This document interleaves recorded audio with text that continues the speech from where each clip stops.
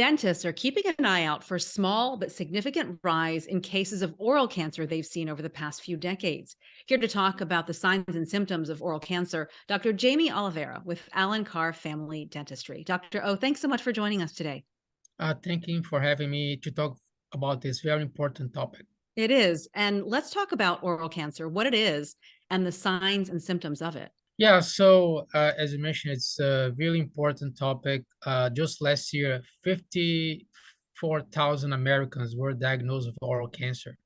And every hour, one person die from oral cancer-related consequences. So it's really important for us to have an eye on it. And then when the patient comes to the office, we always do our exam on head and neck and also the throat to make sure that we don't see any signs of oral cancer. Usually it's could be a bump or a lesion that doesn't heal after 1 month. So we always have an eye and ask the patient about if we see something suspicious.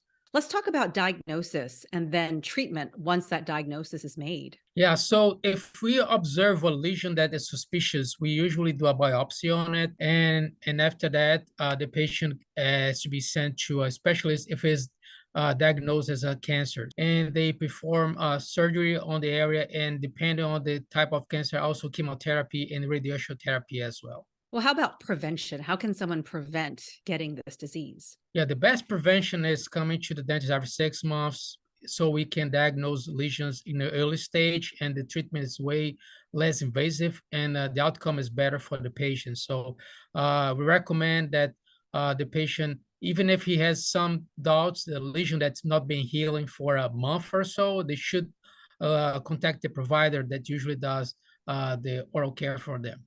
And again, another push for having these regular checkups and people coming in to see the dentist on a regular basis.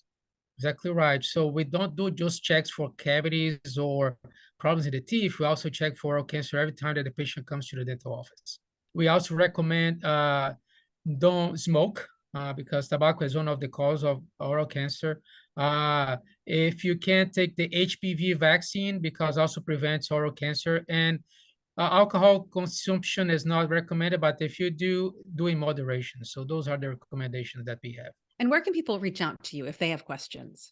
Yeah, so they can call us at the office 757-546-0301 or look us up at the internet, alencarfamilydentistry.com. Dr. O, thank you so much. Oh, thank you very much, and God bless all of you.